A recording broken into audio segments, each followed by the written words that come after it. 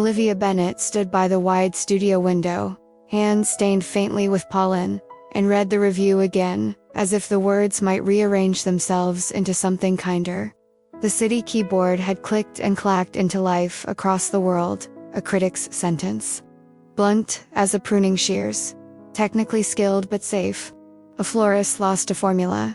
She let the paper slide from her fingers, and watched morning traffic ripple along the avenue, 2 floors below.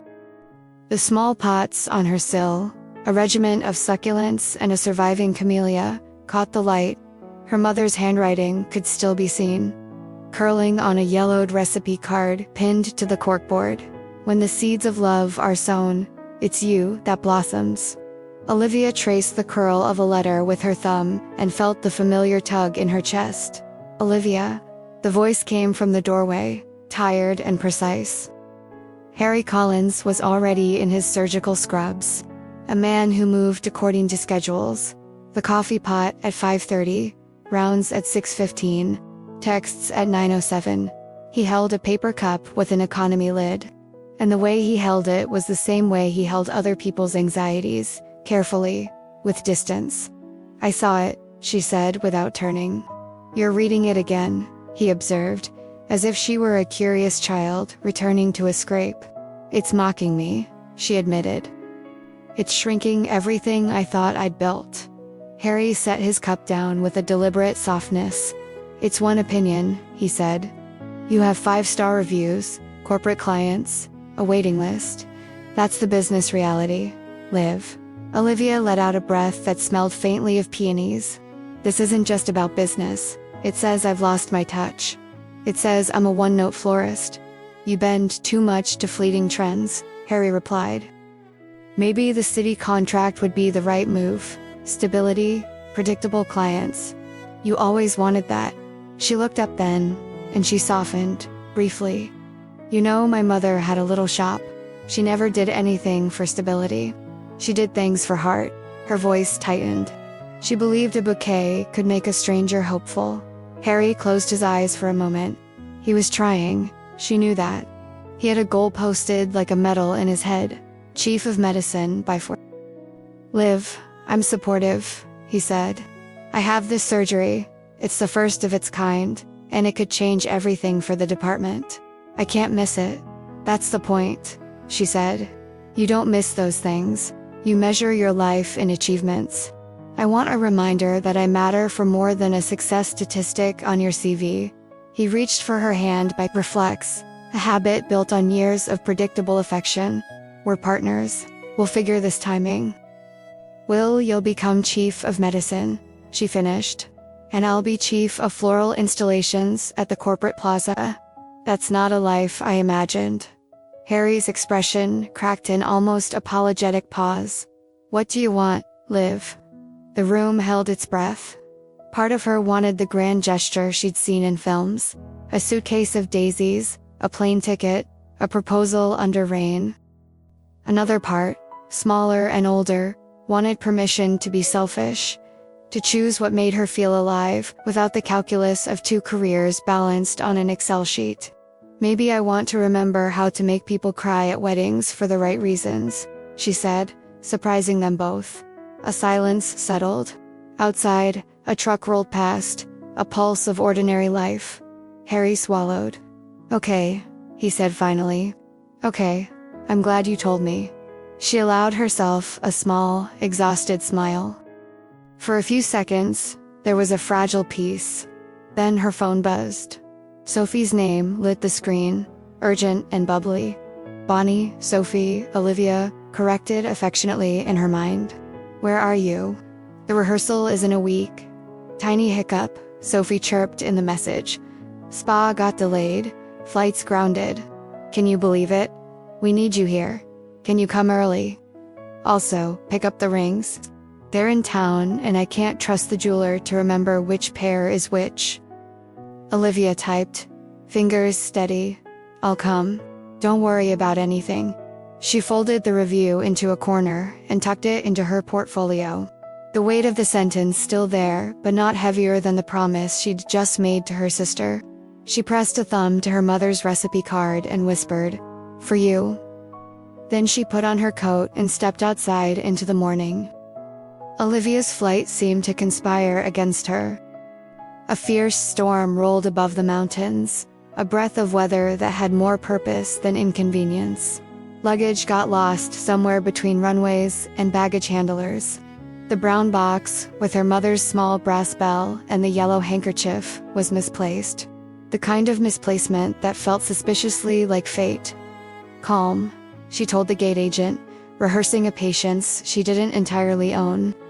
"The plane's delayed, and I'll rebook if I have to. Sophie needs me." The agent offered a sympathetic smile and the impersonal promise of an email. In the chaos, a voice had drifted from the man behind her. "You sound like someone important to a bride." She turned. He had a quiet kindness in his eyes, not polished like the city men she'd known, but solid, sun-leathered, the face of someone who'd slept to the rhythm of dawns. He introduced himself.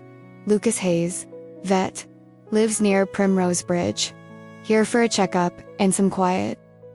They spoke about the weather, about the small indignities of travel. Lucas seemed amused by the idea of a florist who traveled for weddings and festivals.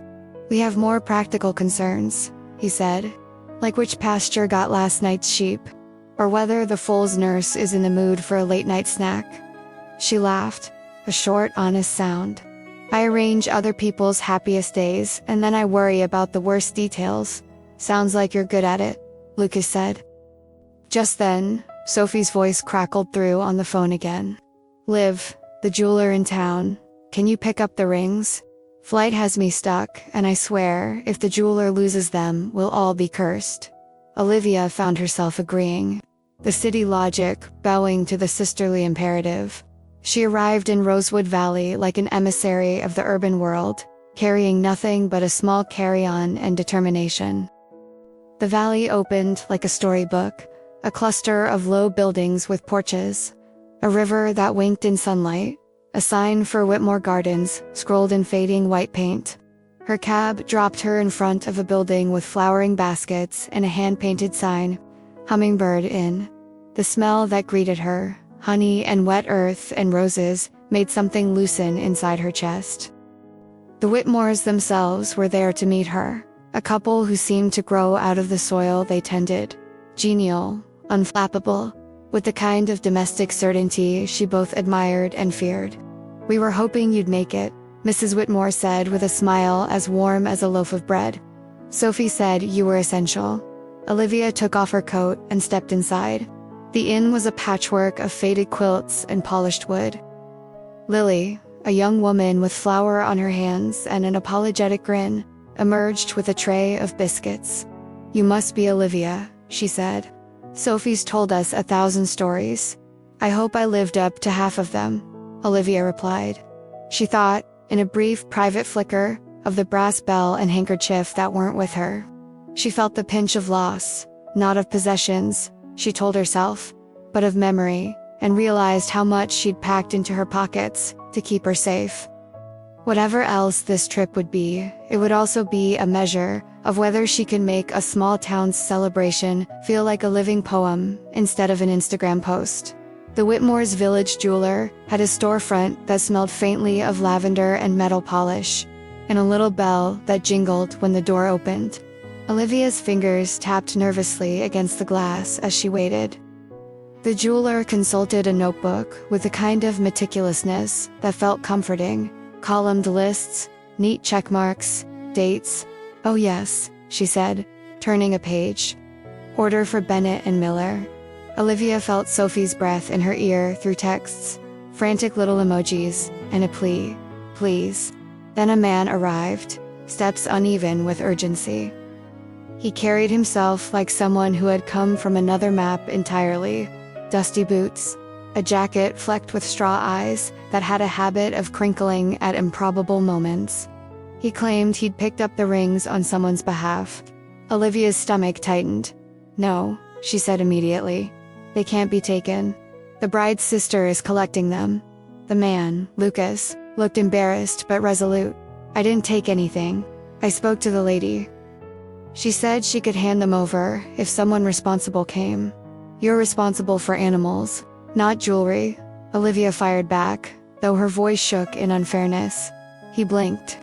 Animals break your heart and teach you to mend things. I didn't mean to make trouble. The little bell over the door chimed again. A stray dog nose poked through with the jeweler's assistant. The scene was absurd. A florist from the city confronting a local vet about missing rings in the middle of a small town. You don't understand, Olivia said. They might be heirlooms. There's a pattern on the ring, a grapevine carved. Inside, my mother wanted them for Sophie for months. Lucas studied her face, the way she tightened her jaw, the tiny tremor in her lip. Okay, he said slowly. Hand them to me. Let me take responsibility. They stared at each other for a long second. The woman who arranged other people's perfect moments, and the man who fixed broken things. The jeweler handed the rings over. Lucas cupped them in his hand like they were eggs. You're a thief, Olivia said, half laugh and half accusation. No, Lucas replied frankly. I'm not. I have moved cattle and calmed foals, and I know the cost of panic. Let me keep them safe until Sophie's here. He handed them back, respectfully, and Olivia found the anger inside her turning into something else, a flicker of admiration, or perhaps confusion. It was disconcerting to discover that adrenaline could feel like attraction when filtered through annoyance. Fine, she said when her breath returned. We can be allies. They left together, a fragile truce formed out of shared urgency. On the walk back to the inn, Lucas pointed out a patch of wildflowers, and Olivia found herself explaining the language of blossoms, the way one confides secrets. He listened like a man learning a new tongue. You know, he said, looking over the valley, my father used to say flowers were tattletales. They told the story of a place better than any map. Olivia's mouth softened. They're storytellers too, she said. We make people speak through petals.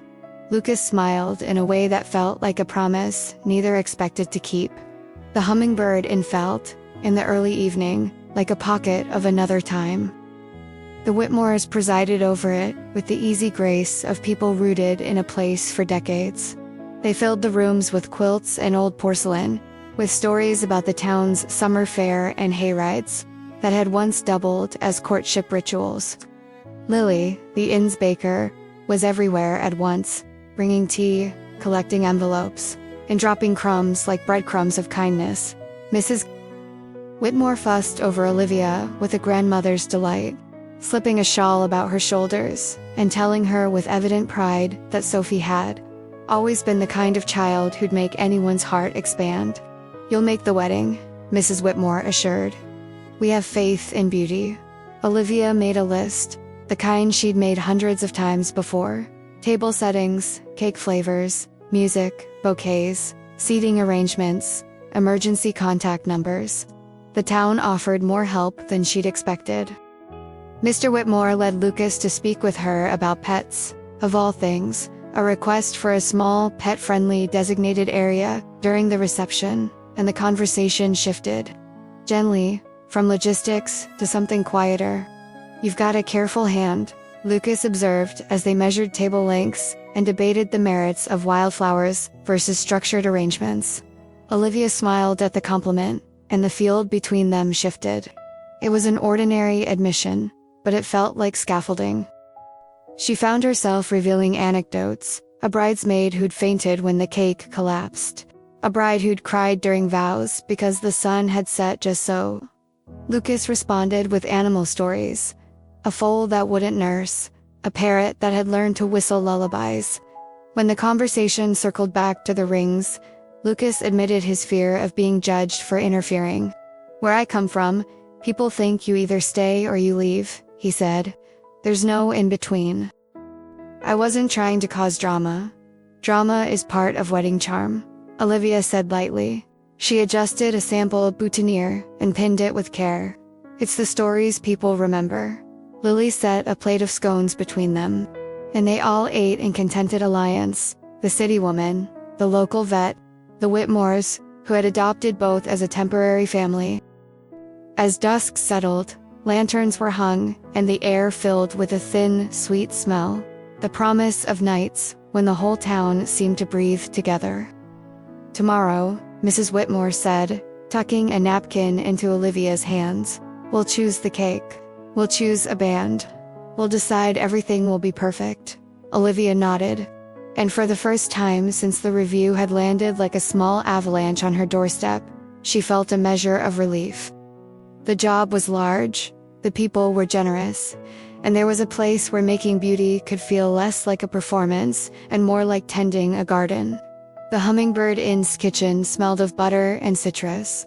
Lily had laid out rows of sample cakes on the long table, and Mrs. Whitmore had assigned scorecards, the sort you give at a fair: flavor, texture, presence. John Johnson, the groom, and Sophie were conspicuously absent, tangled in travel logistics, which meant the task of choosing the wedding cake fell to everyone's amusement, to Olivia and Lucas. "If we were a real couple choosing a cake," Lucas said, peering at a coconut glazed slice with an expression of disbelief, "I would pick something heroic. A cake that doesn't explain itself." Olivia looked at him, something. "You mean like a mud cake with a single dramatic rose?" "Maybe," he conceded. "Or something honest." She stabbed a fork into a sample and tasted carefully. Lucas tasted another and made a face. They argued, with the playful ferocity of people who were both stubborn and curious. "You can't do coconut," Olivia said, remembering Sophie's quiet confession earlier. She hated chocolate. John despised coconut. "Then we do chocolate," Lucas countered. "It's the bold choice. You want Sophie to scrape frosting at her own wedding?" Olivia laughed. They kept tasting, the scorecards filling with doodles and marginalia as old men played matchmaker from the doorway, and Mrs. Whitmore scribbled notes with a pencil behind her glasses. Every time their hands reached for the same fork, there was a small jolt, a shared moment of contact that made the room feel a degree warmer. Lily brought out an experimental slice, Earl Grey sponge with rose buttercream. Olivia lifted her fork, hesitant. The first bite was a revelation, a delicate tea flavor that made the inside of her mouth bloom like spring. "Why didn't anyone ever tell me this could be a cake?" Lucas asked, astonished. "It's about balance," Olivia said. "A good cake tells the guests a story. It doesn't shout, it invites." They wrote notes together, drafting a compromise: two-tiered structure, a coconut sponged lower layer with a discreet chocolate ganache ribbon, and an airy Earl Grey top for the cutting. It was a marriage of contradictions, and everyone approved. The kitchen had become a small world where disagreements resolved into laughter. And in the margin of that laughter, Olivia felt the edges of something that wasn't just relief or satisfaction. There was the strange, insistent curiosity for what Lucas might be like when the work was done and the moment was quiet. Mr. Whitmore's garden was a map of attentive hands. Hedges were shaped like modest sculptures, and camellias stood like sentinels along the path. Olivia walked through it with a kind of reverence she reserved for old books. The place smelled sharply of loam and possibility. "You should see it in spring," Mr. Whitmore said, pride in his voice. He led her to a greenhouse where new seedlings pushed at the damp earth. "We keep a collection. People come to learn the language of flowers." Lucas was already kneeling in a bed of pale daisies, his hands in the soil. "Look at these blooms," he said, as if sharing something private. "They survive when you let them. They don't want to be perfect." He showed her a camellia that had split in the wind but refused to fold into failure. Olivia knelt beside him and let the soil sift through her fingers. She talked quietly, as if afraid to scare the moment away, about her mother. "She used to teach me that flowers had honesty," she said. "If you could read their shape, you could read people."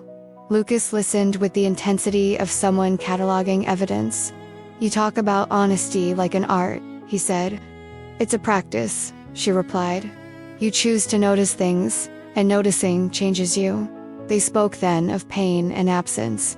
Olivia's mother had died when she was young, and left a floral shop and a handful of practice rules that felt like heirlooms.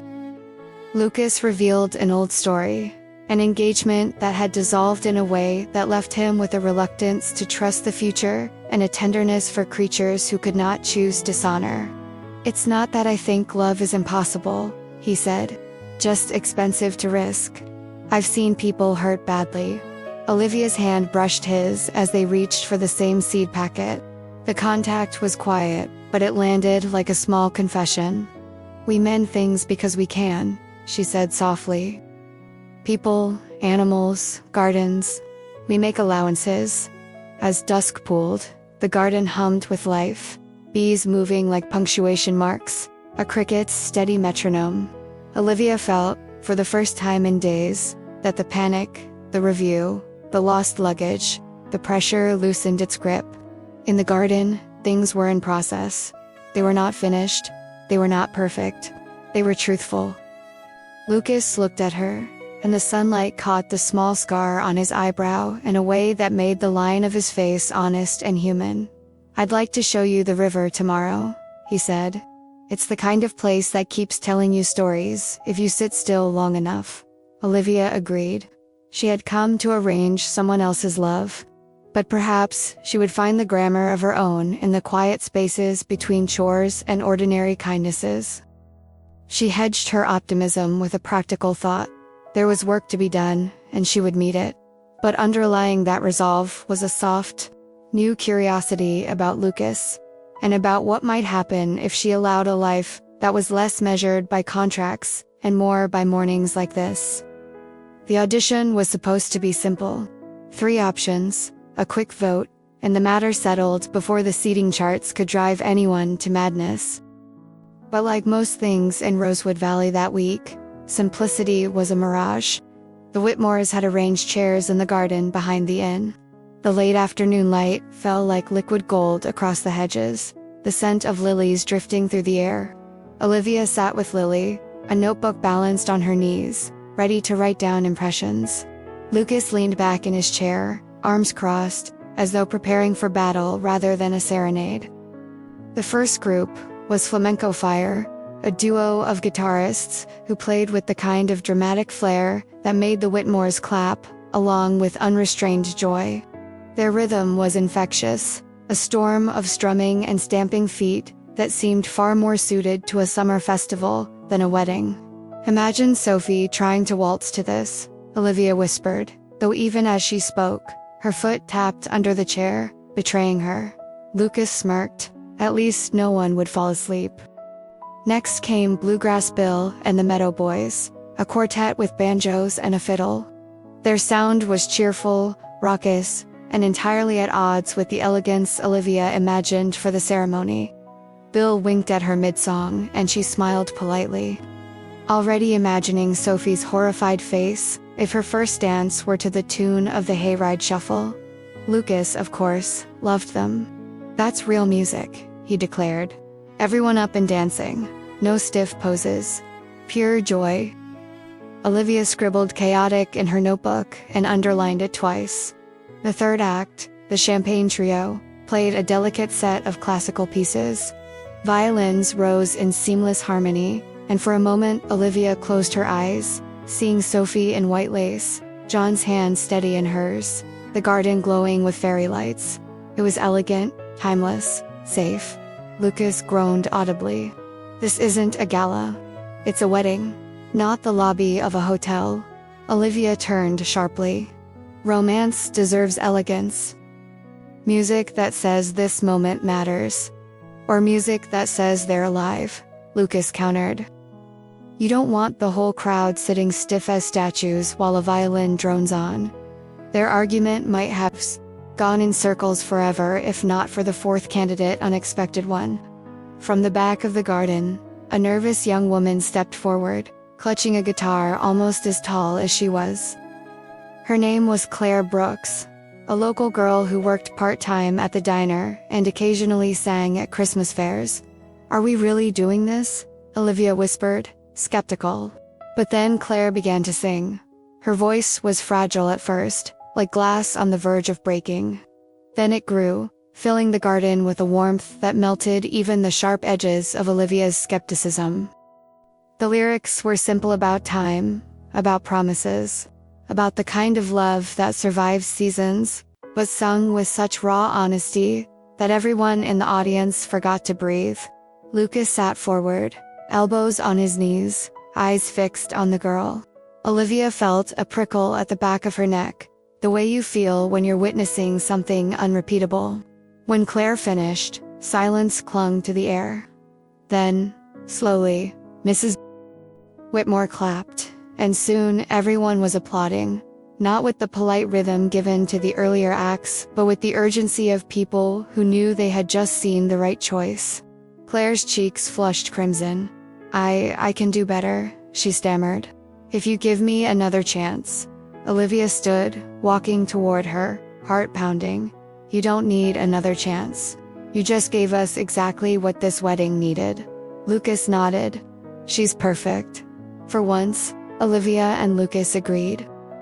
Later, when the crowd dispersed, Olivia found herself still humming Claire's melody. Lucas caught her in the hall, leaning casually against the doorframe. "You wrote safe next to the trio," he said, smirking, "and chaotic next to the banjos. What word did you write for Claire?"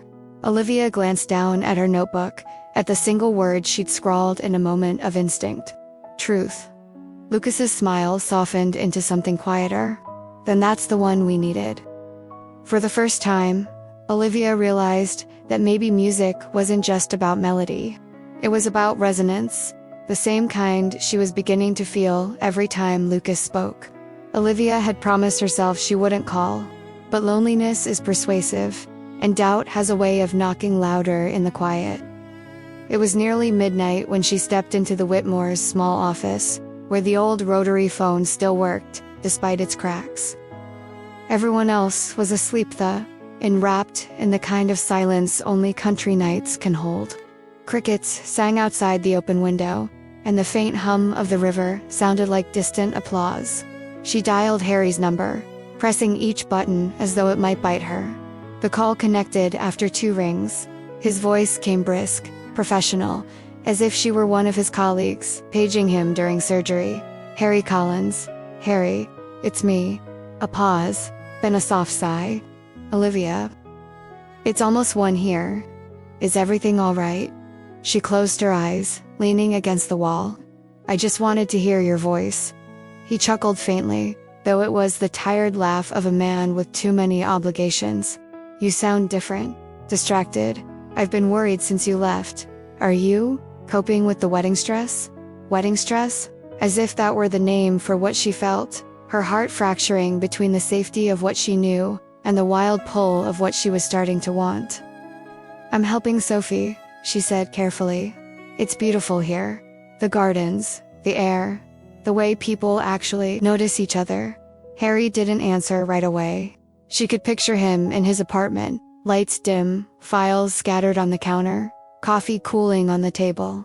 "Liv, you've always romanticized small towns. You see a barn and think it's poetry. But it's not real. What's real is the work you've built. The opportunities we fought for." The word "fought" landed like a stone in her stomach. Because lately, it felt less like they'd fought together and more like she'd fought for him. For his schedule, his goals, his future. "Harry," she whispered, "when was the last time you surprised me?" He sounded puzzled. "Surprised you?" "Yes," she pressed. "Not with a dinner reservation planned 3 weeks in advance. Not with a text squeezed between surgeries. I mean, truly surprised me. Flowers without reason. A walk just because." Dancing in the kitchen when music came on. Harry's voice hardened, defensive. "Olivia, that's not life. That's movies. Real relationships aren't about dramatic gestures. They're about building a stable future, about respect, about showing up. But you're never here," she cut in, her voice breaking. "You show up everywhere else, but not with me. I don't need a doctor who conquers the medical field. I need a partner who remembers how to laugh with me." For a long moment, the only sound was the static on the line. Then Harry said, quieter, "So this is what it's about. You're meeting someone there." Her breath caught. Images of Lucas flashed through her mind, his sun-browned hands brushing soil from seedlings. The way he had listened when she spoke about her mother, the warmth in his laugh that sounded like home. But she shook her head, though he couldn't see. This isn't about someone else. It's about us. Or maybe about the fact that there is no us anymore. Harry's tone sharpened. You're emotional, the sweating, the stress, it's confusing you. When you're back in Chicago, everything will settle. No, Olivia said firmly. It won't. Because this isn't temporary. It's clarity. I've been holding on to something that doesn't exist anymore. Her hand trembled on the receiver, tears stinging her eyes. She wanted to soften, to backtrack, but she couldn't not when the words had finally clawed their way out of her. Harry, she whispered, I love who you are, truly, but I don't love who I am when I'm with you anymore. The silence that followed was long and suffocating. Finally, Harry spoke, his voice low, resigned. So that's it, then, she swallowed. Yes, that's it. I hope you find what you're looking for, Liv. The line went dead. Olivia stood there, the receiver still pressed to her ear, listening to the hollow buzz. It was over. Not with slammed doors or screaming matches, but with the quiet finality of two people realizing they'd been walking in opposite directions for years. Her legs carried her outside, down the inn's back steps, into the garden where moonlight silvered the camellias. She sank to the ground, hugging her knees, her tears falling into the earth. A voice startled her. Olivia. It was Lucas, holding a lantern, his hair rumpled from sleep. He crouched beside her, concern etched across his face. What happened? She shook her head, unable to speak. But Lucas didn't press. He simply sat beside her in the grass, close enough that their shoulders brushed, far enough that she could breathe. The lantern cast a warm halo around them, like a promise that darkness didn't have to swallow everything. After a long silence, Olivia whispered, I let go of someone I thought was my forever. Lucas's eyes softened. Maybe forever isn't about one person. Maybe it's about the moments that show you who you really are. She looked at him then, really looked, and for the first time, she didn't feel like she was falling apart. She felt like she was being set free. The next morning, Olivia tried to disguise her swollen eyes with powder from a borrowed compact, but the mirror in the Whitmore's guest room was merciless. Grief doesn't vanish with concealer. It lingers in the slump of shoulders, in the pause between breaths. Downstairs, Lily was humming as she kneaded bread, and Mrs. Whitmore was already arranging teacups for breakfast. The inn buzzed with the easy rhythm of a household that had known decades of dawns. Olivia envied it, this sense of permanence, of roots. Lucas entered from the back door, carrying a crate of fresh vegetables. His shirt sleeves were rolled up, arms dusted with earth, and for a brief, dizzying second, Olivia thought he looked like a character torn out of one of her mother's fairy tales, the steadfast guardian of something fragile. Their eyes met. He gave her a nod, gentle, cautious, as if acknowledging the storm she'd endured without demanding details. Morning, he said. Morning, she echoed, though her voice cracked. Later, when the chores for the wedding dragged them both into the Whitmore's garden, Olivia found herself alone with him among the rows of roses and marigolds. She bent to adjust a stem, her hands trembling, and finally blurted, I ended things with Harry. Lucas's head tilted slightly, his gaze steady. I figured, you figured. You had that look, he said simply, like someone who'd set down a heavy load. Hurts your shoulders at first, but you breathe easier once it's gone. Olivia almost laughed through her sadness. You make it sound so simple. It's not, he admitted. But I know the weight. I carried it myself. Something in his tone caught her. A rawness unguarded. She straightened and looked at him fully. What do you mean? Lucas hesitated, his jaw working as though he were biting back words. But then he sighed, and the sound was like a door creaking open. I was engaged once, he said quietly. Years ago. Her name was Melissa. We planned everything, the church, the vows, even the color of the bridesmaids' dresses. My whole family pitched in. The night before the wedding, I was out feeding the horses, practicing the speech I'd give at the reception. When I came back to the house, she was gone. Olivia's heart clenched, gone. She left a note, he continued, his voice steady but his eyes shadowed. Said she couldn't do it. Said she didn't belong in Rosewood Valley. Didn't belong with me. She took the train to the city and never looked back. The garden seemed still around them, even the bees pausing in their flight. Olivia reached for the nearest flower, needing to hold something. Lucas, I'm so sorry. He gave a short, humorless laugh. Don't be. At first, I thought it was about me, I wasn't enough, but over time, I realized it was about her. She wanted a life that didn't fit in these hills. And I couldn't give her that. Olivia felt the sting of recognition. That's the same thing Harry said to me, in a way. That what I want isn't real. That it's childish to dream of love that surprises you. Lucas looked at her, really looked, his gaze unflinching. Do you believe that? She shook her head, fiercely now. No. I believe love should make you feel seen, not like an obligation or an afterthought. For a long moment, silence wrapped around them, heavy but not uncomfortable. Lucas crouched by a bed of camellias, brushing soil from the leaves. You know, these flowers, they don't bloom all at once. Some open early, some late, but together, they make the garden whole. That's what I thought marriage would be. Two people blooming at different times, but in the same soil. Olivia's throat tightened. Maybe Melissa didn't have the patience to wait for that bloom. Or maybe, Lucas said softly, she didn't want the same soil. Their eyes locked, and in that instant, Olivia felt an almost unbearable pull toward him. Not just attraction, something deeper, something that recognized itself in his wounds. She crouched beside him, brushing her hand against a camellia petal. My mother used to say flowers speak, that if you listen, they'll tell you truths people can't. What are these saying? Lucas asked, his voice low. She studied the bloom, its petals wide and fearless. They're saying that even after a storm, they dare to open again. Lucas's breath caught. And then, slowly, he reached out and covered her hand with his. The contact was warm, steady, grounding. For a moment, neither spoke. The garden seemed to lean in, listening. Finally, Lucas whispered, maybe that's what we're both trying to do. Olivia felt tears sting her eyes again, but this time they weren't from grief. They were from recognition, from hope. She nodded, her voice barely audible. Yes. Open again. The words hung between them, fragile and alive, like the first blossoms of spring. The morning of the wedding dawned in Rosewood Valley with a sky so impossibly blue it felt staged.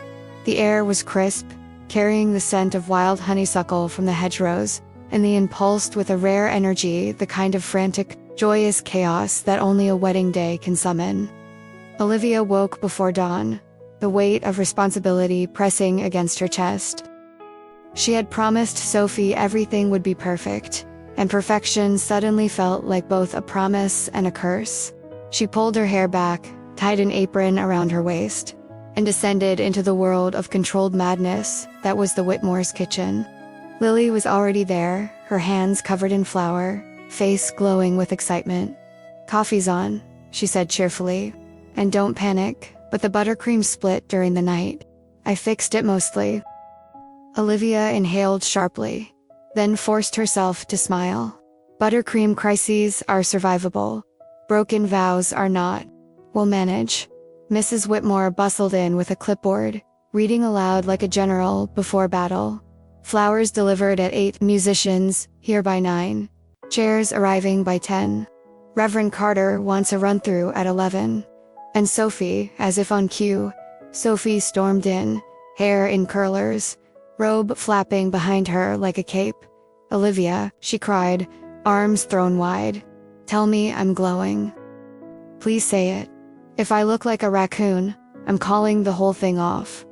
Olivia grabbed her sister's hands, laughing despite herself. You're glowing so much that the sun's jealous.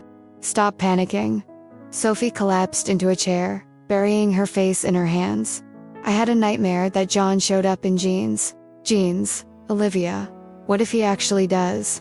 He won't, Olivia soothed. And even if he did, you'd marry him anyway, because you love him more than you love fabric. Sophie peeked through her fingers, her eyes glassy. You're right, but promise me, if anything goes wrong, you'll fix it before I notice. Olivia pressed her hand over Sophie's. I promise. The rest of the morning blurred into a kaleidoscope of motion. Chairs were unfolded in neat rows, white ribbons fluttering in the breeze. The musicians tuned their instruments under the oak tree. And Claire Brooks nervously rehearsed her song by the riverbank, her guitar trembling slightly in her arms. Olivia orchestrated it all with the precision of a conductor, barking orders, tying last-minute bows, checking that every detail sang harmony.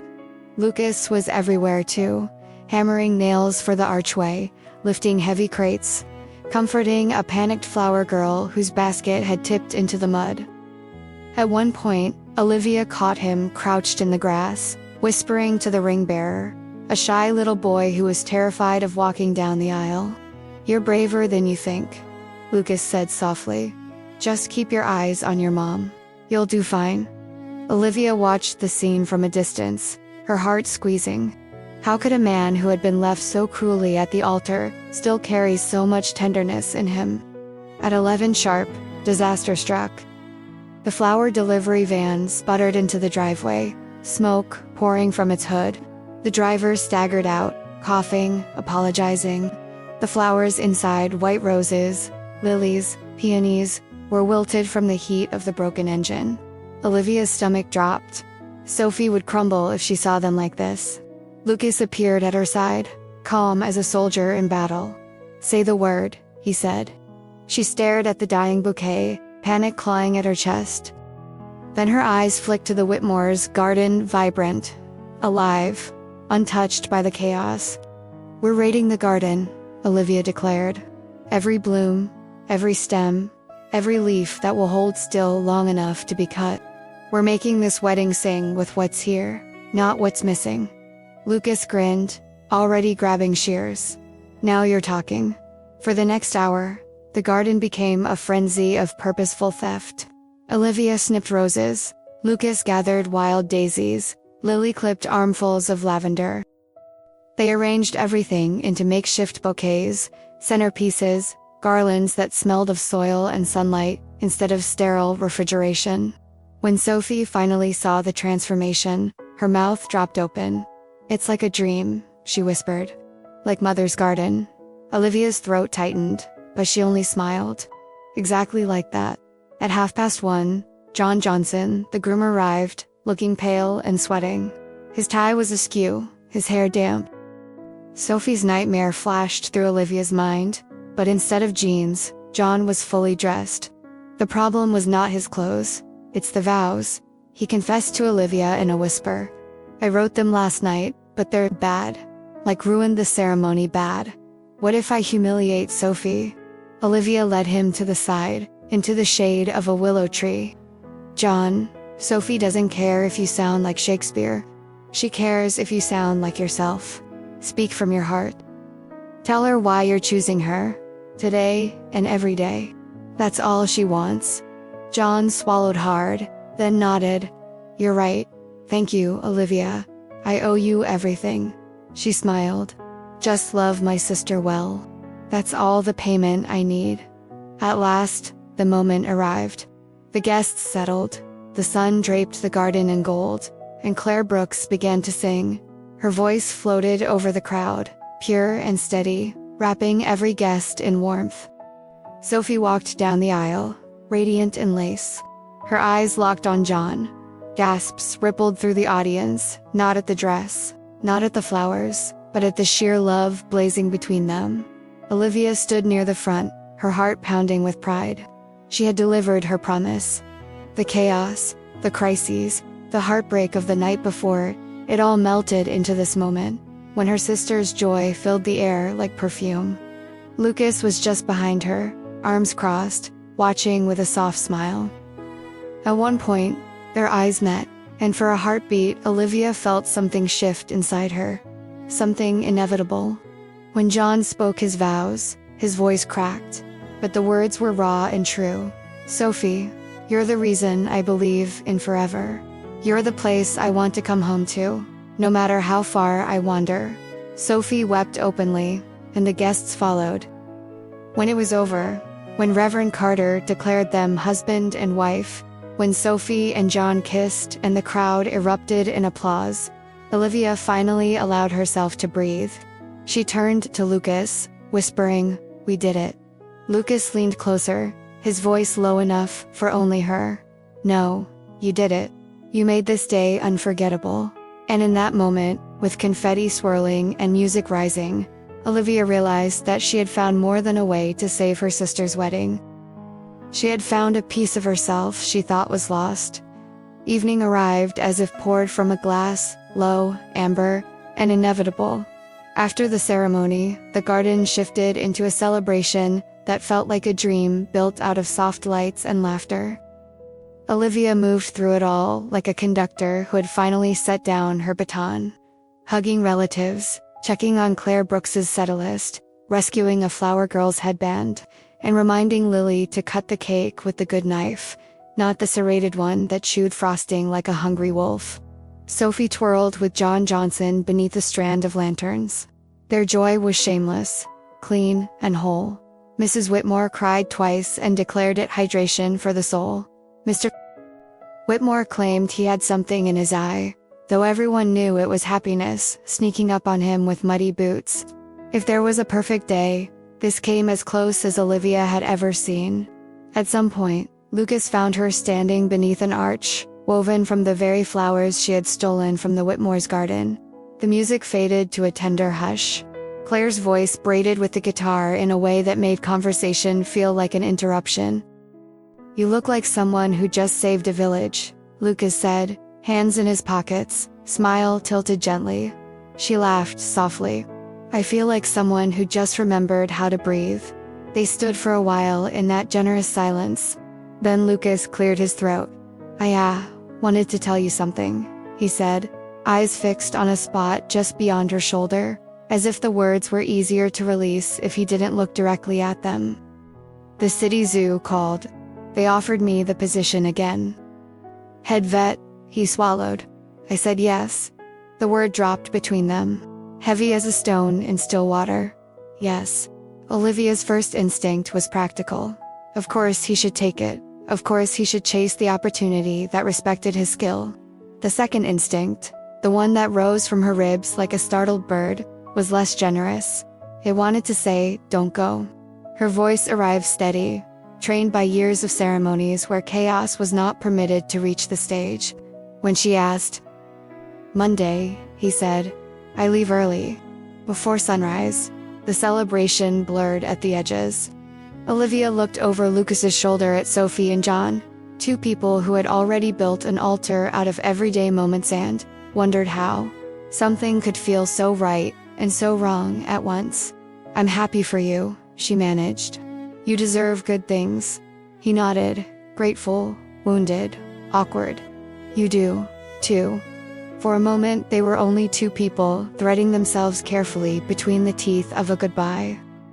Lucas lifted his hand as if to tuck a loose strand of hair behind her ear, then thought better of it and let his hand fall. The distance was gentle and unbearable. "Tell me about the work," Olivia said, forcing brightness, as if the shape of his future could be a thing she could carry for him. "What will you do?" He described the program with the precision of a man building a bridge he wasn't sure he would cross. Enrichment schedules, neonatal care, research into rehabilitation methods.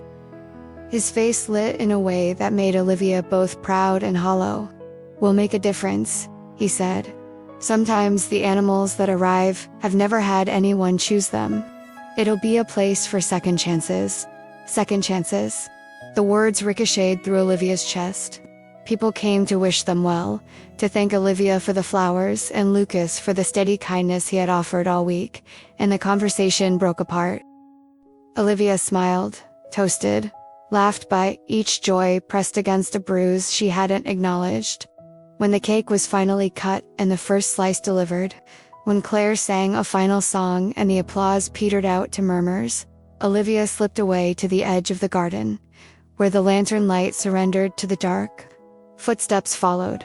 Mrs. Whitmore appeared, shawl wrapped around her shoulders, eyes bright with the wisdom that had seen decades of the valley's small dramas and great loves.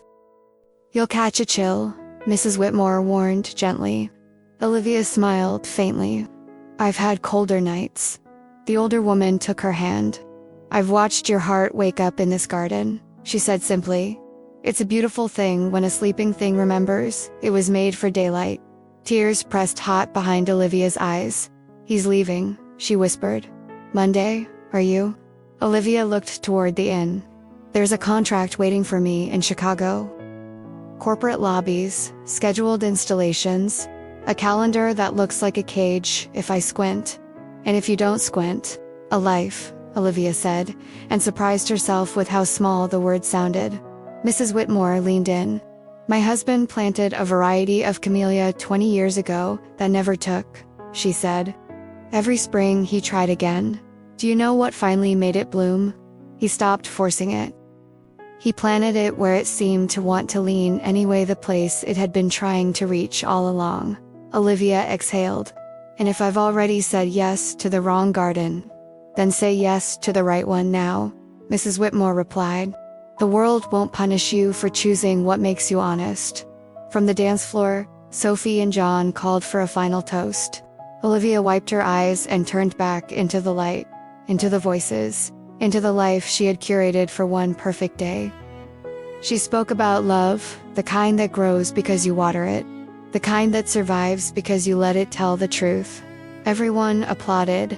Lucas lifted his glass, and for a fleeting second, his eyes said something she couldn't bear to translate. Later, long after the last song, Lucas walked her to the cottage door.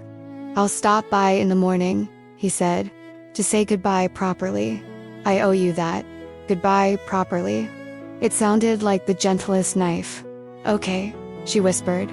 "Morning."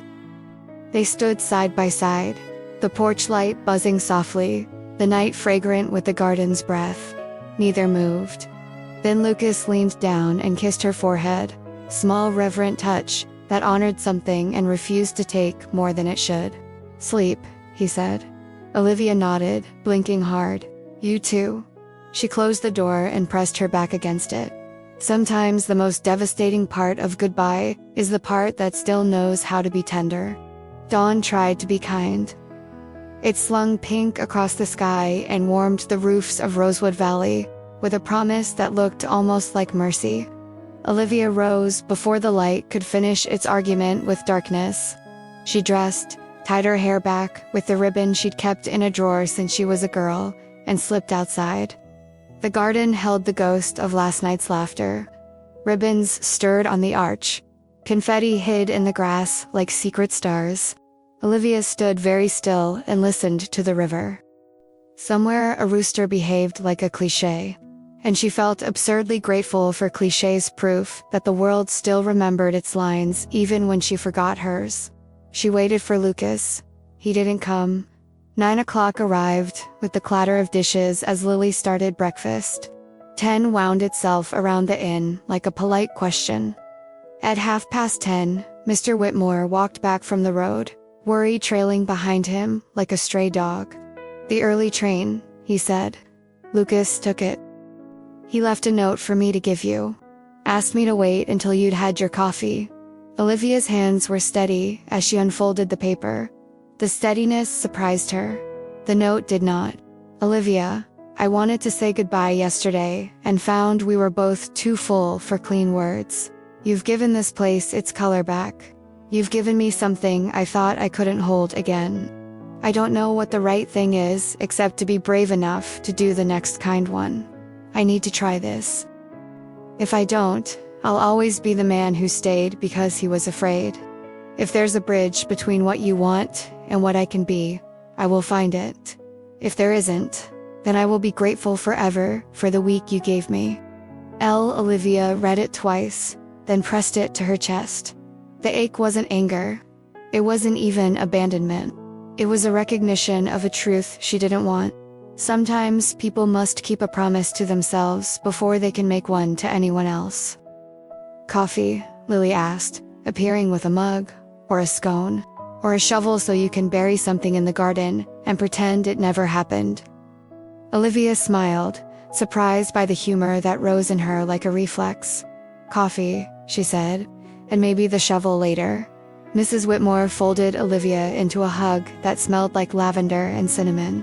What do you want to do? She asked. The contract in Chicago sat in Olivia's bag like a tidy future. She could envision her days, the lobby arrangements, the invoice cycles, the emails threaded like floss. It wouldn't be a bad life. It just wouldn't be the one her mother had taught her to pursue. Her mother had believed in arrangements that exposed something true. Olivia wanted a life that did the same. I want to open a shop, she heard herself say. Not in Chicago. Here. The word surprised her with its simplicity. A place that looks like a garden and feels like a conversation. People bring their stories, and I translate them into color and curve. Mr. Whitmore's face broke into a grin that turned him young. The old barn, he said. I knew it was waiting for you. The roof, Olivia began, is obstinate and will be persuaded, he finished. We'll fix it, Lily clapped. I can bake honey buns. We'll sell them next to potted herbs and tell people the sugar came from the flowers that raised it. And Claire can play on Saturday mornings, Mrs. Whitmore added. We'll call it Bloom and Evermore, Olivia said, the name leaping out as if it had been perched on her tongue all along. A promise and a prayer. The decision didn't erase the pain. It only gave the pain a place to work. All morning, Olivia sketched, measured, planned. She drafted a sign. She ran her fingers over the grain of the door to the barn and imagined bells on the handle, the kind a child would grow up remembering. She phoned the chamber office and said words she had once rehearsed for a different city. I'd like to register a business. The woman on the other end sounded delighted, as if new beginnings were her specialty. But bravery isn't a single act. It's a habit. By afternoon, bravery demanded something else. I need to see him, Olivia said, startling herself, not to stop him. To speak with my real voice, not the one that always says it's fine. Then go, Mrs. Whitmore said. How? Olivia asked, gesturing helplessly at the map in her head. The train, the distance, the clock. Mr. Whitmore tilted his head toward the paddocks. You always did look like a woman who could ride. The stallion, a muscular creature with good sense and better instincts, watched Olivia approach with a skepticism that suggested he had met city people before. But when she touched his neck, the skepticism softened into partnership. She mounted in a clumsy grace that surprised a laugh out of her throat. Follow the path to the old birches, Mr. Whitmore called. Cut across to the creek road. You'll reach the station in 15 if the horse believes you. If he doesn't, convince him. I don't know a thing about convincing men, Olivia said. And for the first time all day, she laughed like someone who had not forgotten how she rode. Wind took her hair and flung it behind her like a flag. The valley changed shape under speed. The familiar details, fences, hedges, the dip, where the creek hid its gold stones, becoming markers the way stars are markers, when you know how to read them. Olivia spoke to the horse, the way she spoke to flowers, not with command but with persuasion. When a rabbit bolted, when a gate appeared where she'd expected a gap, she improvised. The way she had improvised an entire wedding morning out of a broken delivery van. At the crest of a hill, the tracks appeared, a thin slash of iron that threaded the world to other worlds. The station lay just beyond, small as a prayer, with a bench that looked like it had once held every version of goodbye. The platform was not empty. Lucas stood with a duffel slung over his shoulder. The morning's light gathered along the line of his jaw. When he saw the horse, then the woman on it, his face broke open. Surprise, disbelief, something like joy, something like fear. Olivia reined in, breathless, trying not to dismount like a sack of potatoes. The horse forgave her gracelessness, and accepted a grateful pat. "Lucas Hayes," she said, still catching her breath. "You have terrible timing." He blinked, then laughed. The sound so bright she wanted to pocket it. "I left a note." I read it. A train horn murmured in the distance. The moment was an hourglass, sand slipping. "I'm not here to ask you not to go," Olivia said, words steady now that they'd found their feet. "I'm here to say this. I'm opening a shop here. Bloom and Evermore. I want to make the kind of beauty you don't apologize for wanting." And she swallowed. Courage required the last part most. "I love you." The platform held its breath. Lucas did not move. His eyes shone in a way that made Olivia wonder if the world had tilted toward a better gravity. "I love you," she said again. Because sometimes a truth needs to be said twice to finish waking up. "I don't know what that asks of us. I don't have a plan that ties us together with neat bows. But I know this. My best self showed up in your presence, and I don't want to live a life that doesn't invite her to stay." The train's headlamp rounded the bend possibility, approaching at a speed that mocked indecision. Lucas set his bag down. "You ride like a woman who has already decided to live," he said softly. "Do you know how rare that is?" He stepped closer. "I said yes to the zoo because it was a door I was afraid to touch. But I have been braver this week than I remember being in years. Because you were brave first." He glanced at the train, at the future that had written him a letter weeks ago, and now stood at the platform asking him to keep his word. "I don't know how to do this," he admitted. "How to be to people's dream at once, my own and yours." His mouth hitched. "But I know when a thing is alive. And this is."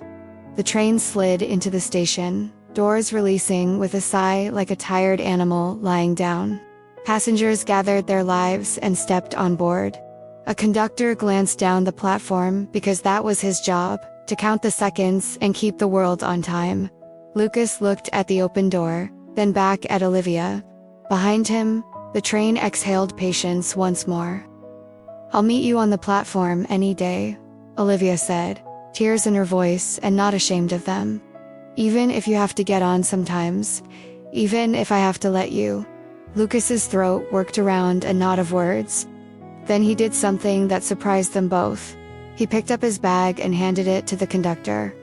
"Hold this for the next train," he said. "I need a different ticket. One that leaves tomorrow." The conductor raised an eyebrow, but shrugged. "Love's above my pay grade," he muttered, and went about his business. Lucas turned back to Olivia, the choice like light across his face. "One day won't change the research," he said. "But it will change how I remember the story." He stepped into her, not as a question, not as a rescue, but as an answer. When he kissed her, it was not the end of a race but the beginning of a season. Someone applauded Doreen from the post office, who had seen everything this platform had ever witnessed. Olivia laughed into Lucas's mouth because joy demanded it. They did not promise forever. Promises were easy when you didn't know the price. Instead, they promised tomorrow, and then the work it would take to grow a tomorrow into a garden. They walked back to the valley on a path that wasn't the shortest, but felt like the truest. The horse decided to like Lucas and nosed his shoulder every few steps, as if to confirm that he could be trusted with the precious cargo at his side. "Tomorrow," Lucas said, "I'll go to the city, meet the team, tell them I want to split time. 2 weeks on, 2 weeks here. I'll pay for the commute with sleep and lousy coffee." "You'll hate the coffee," Olivia said. "I'll love the reason." He glanced at her. "If they say no, then we build other doors," she said. "I'll sell more bouquets than any small town needs. You'll build a sanctuary with Mr. Whitmore's barn until the zoo realizes it hired the wrong man to spend his days indoors." Lucas snorted. "You realize you just volunteered me for twice the work." "It's what you do," she said. "Heal things until they remember themselves." When they reached the inn, the Whitmores were waiting on the porch, like parents who had decided not to pace, because children learn their courage by watching yours. Mr. Whitmore lifted an eyebrow as if to ask well. Lucas answered by taking Olivia's hand, which was a sentence all its own. They ate soup at the big wooden table, the kind of meal that tastes like a home who knows your name. In the middle of lunch, Sophie and John burst in with news that could have been delivered by trumpet. They were delaying their honeymoon by a day to help Olivia draw up initial plans for the shop. "I don't need," Olivia began. "You need more than you think," Sophie cut in. "Besides, marriage is practice for showing up where you're not strictly necessary but deeply wanted." John nodded solemnly. "It's in the manual they give you with the license." They unfolded maps of the barn and scribbled over them like conspirators. Lily arrived with a tray of honey buns and architectural opinions. Claire Brooks offered to play at the opening, if she could brave her nerves again. Fernando Torres wandered in, strictly by accident of course, and charmed everyone into agreeing to a weekly community dance, where he'd teach basic steps for people whose limbs fear each other. By dusk, Bloom and Evermore existed in pencil and hope. When the others had drifted away, Lucas and Olivia found themselves in the barn's doorway, where the evening had gathered itself into a silver shawl over the pasture. The building smelled of old hay and possibility. "It'll need a new roof," Lucas said. "We'll give it one," Olivia replied. "And shutters," Hannah blew. "And a counter that used to be a church pew. People will run their hands along it and feel their grandmothers." Lucas looked at her profile. "What do you want on the sign?" She smiled. "A bell that rings when the door opens. My mother loved bells. She said they remind the heart to look up." Lucas reached for her, not with the hunger of a rescue, but with the patience of a vow. He touched her cheek, her jaw, memorizing her as if the morning's choice had given him permission to stop guarding the part of himself that believed in good things. "I was left once," he said. "I thought it made me the kind of man other people leave." She shook her head. "It made you the kind of man who stays. You stayed for foals that fought the bottle and for dogs that forgot their name. That's why I came to the station. Because stays deserve to be met." He bent his forehead to hers, and the quiet between them didn't need translation. In the distance, the river talked to the rocks the way old friends talk when they've stopped pretending to be interesting. They didn't talk about marriage. They didn't talk about time. They talked about inventory and paint colors, and whether daisies were brave or merely stubborn. When the stars came out, they walked to the garden and sat on the step where Olivia had cried the night she'd let go of a life that didn't fit. The step wasn't sad anymore. It was a landmark. "Tomorrow you go," she said, "because truths get softer when you say them often." "Tomorrow I go," he agreed. "And next week I come back. Bring the bad coffee. I'll bring something better," he said. Stories. They watched the sky work, its quiet miracle. Sometimes love isn't a trumpet or a banner. Sometimes it's two people sitting still enough to hear the crickets keep time. 3 months later, Rosewood Valley woke to a Saturday that had dressed itself in celebration. The barn's roof had learned how to be trustworthy again. The shutters were indeed Hannah blue, a color that suggested summer wasn't a season so much as a promise. Bells hung by the door in a cluster that sing when laughter pushes past them. The sign read Bloom and Evermore in letters Lucas carved at night, after long days at the zoo and longer evenings in the barn. He had kept his promise. 2 weeks there. To hear. It was an arrangement that looked ridiculous on paper, and beautiful on the calendar of their lives. Inside, the shop smelled like citrus peel and rosemary, and the kind of conversation you only have with people who remember your middle name. Olivia stood behind the counter, the old pew sanded to a shine. Wearing a canvas apron inked with petals, her hands had coaxed into meaning. A small framed recipe card sat by the register, her mother's handwriting, the curl of letters that had started everything. When the seeds of love are sown, it's you that blossoms. The town arrived early and fed the day with admiration. Mrs. Whitmore cried. Again. Mr. Whitmore bought a pot of lavender and pretended he hadn't grown it himself. Lily handed out honey buns, like communion. Claire Brooks sang in the corner, voice steady now. having learned that bravery is a muscle you strengthen in public. Fernando taught an impromptu waltz between the herb table and the display of camellias, and declared everyone passing students for life. Sophie and John brought a photograph from their wedding gown moment. Olivia had captured with her phone that looked like it had been painted with old light. They hung it over the mantel where dried eucalyptus whispered its clean blessing. At noon, a woman stepped in with a small, tired bouquet. "I need help," she said. "These aren't saying what I meant." Olivia nodded, recognizing the request that had made her mother's little shop a chapel. She asked questions. "Who is it for? What do you want the flowers to say when you can't find the sentence yourself?" The woman spoke haltingly at first, then fully. And by the time Olivia finished the arrangement, yellow for courage, blue for forgiveness, white for the part of love that is simply choosing again, the woman was smiling the way people smile when a weight they didn't name has shifted. When the bell chimed again, Lucas walked in, carrying a crate of herbs, and a grin that said he'd been on the road since before reasonable people woke. "You're late," Olivia teased, though it wasn't true. "Stopped to rescue a terracotta pot that didn't understand its purpose," he replied. "Happens more than you'd think." He set the crate on the counter and kissed her. No one clapped. They no longer needed the town's permission to be a spectacle. The kiss was a punctuation mark at the end of the sentence the morning had been writing. "How was the zoo?" she asked, hands already busy tying ribbon, as if their life had learned to let love work beside work without either growing smaller. "We released a hawk," he said.